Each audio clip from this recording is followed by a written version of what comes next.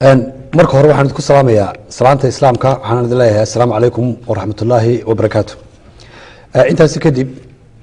waxaan si gaar ugu mahad celinayaa ardayda aqoon-yahanada kooxaha saxaafadda iyo bulshada kale reer Minnesota ee iyagu ka soo qayb galay shirkan jaraa'id ee aan kaga hadli doono su'aalo dad badan ay isweydiiyaan oo ku saabsan habka iyo hanaanka ay u shaqeyso waliba gaar ahaan sanadihii u dambeeyay idaacadda Voice of America qaybteeda Soomaaliga. waxaan mar kale aan halkan ka salaamayaa saaxiibadeydii gaarka ahaa ee sidii hore waan u sheegay ay ugu dambeysay 5 sanadood ama 4 sanadood iyo xoogaa oo suxufiga weyn ee Cabdimalik Askar uu ka mid yahay ay ka mid tahay fanaanada Saada Cali oo halka iga muuqata. anigu waxaan cadaynayaa inaanan joogin inaanan shaqo ku lahayn waxaanan waliba ummadda Soomaaliyeed ka raali gelinayaa been abuurkaas. waxaan iyadana aad u salaamayaa si gaar ah Cabdi Axmed Kaahin si aniga baa lagu been abuurtay waxa dhici karta iyadana in lagu been abuurtay laakiin waad ogaan kartaa Cabdi Axmed Kaahin waanad weydiin kartaa qudheeda.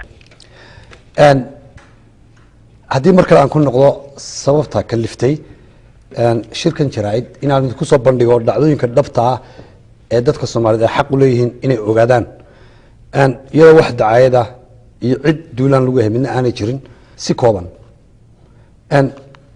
horjooga Cabdiraxmaan Yabarow intii isaga meesha loo dhiibay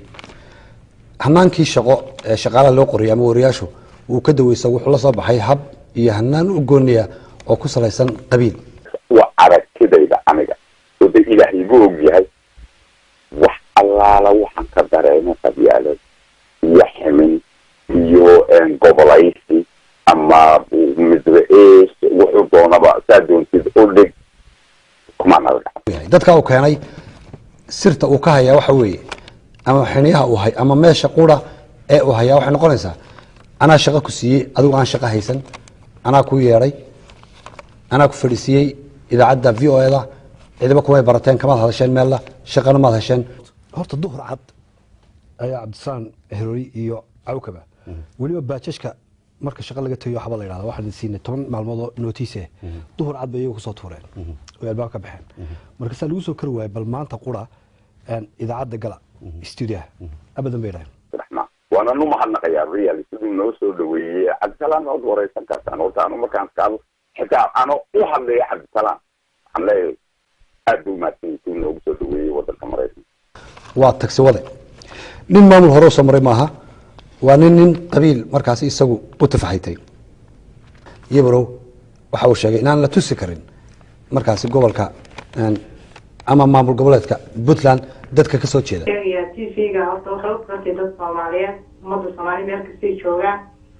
marka horta ma fiicna qabiilka iyo qabyaaladu way ka dheeratay dadka Soomaaliyeed dabtii Somaliland Puntland dhulka Dhexland Muqdisholand Banaadirland Somaliland waa dhul Soomaaliyeed oo dad Soomaaliyeed meel la inaga xiga ma jirto markii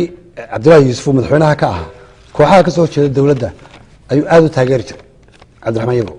hase yeeshee markii uu qabtay madaxweynaha uu noqday Sheekh Shariif waxa ay noqotay in shabaab iyo kooxii ka soo horjeedaba Cabdiraxmaan markaasi uu dhinac ka noqdo oo raaco dhinaca dawladda meediyaha la iska aflagaadeeyo ma qurux badna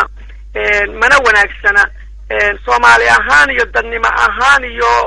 qaran ahaan iyo wadan ahaan midnaba inooma wanaagsana marka waan ka raali gelinayaa ummadda Soomaaliyeed ee maqashay ereygaas Saada Cali baa fadhida meesha lagu caytamayay sida dhabta xawey contract baan ku joognay sida la socotid idaacadda VOA-da contract markuu dhamaado sanadkii oo mar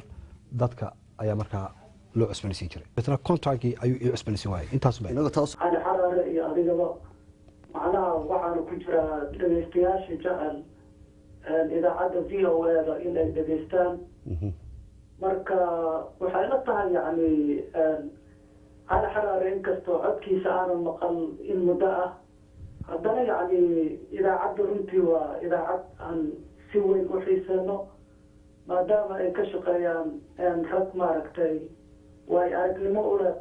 khibradda saxaafadda sida Mr. Cabdiraxmaan Yabarow oo runtii aad u soo nooleeyay idaacadda isbedel weyn ku sameeyey waqtigii oo yani idaacadda gacanta ku hayay marka cali iyo asigaba dhammaantiinba aad iyo aad baan idinku mahadinayaa sida wanaagsan ee diiran ee aad igu casunteen shirkan jaraa'id ee aynu ka hadlaynay dhinaca miidiyaha ee aad dhammaantiinba waqtigiina qaaliga ay siiseen iyadoo xilligan weliba baraf badani uu ka jiro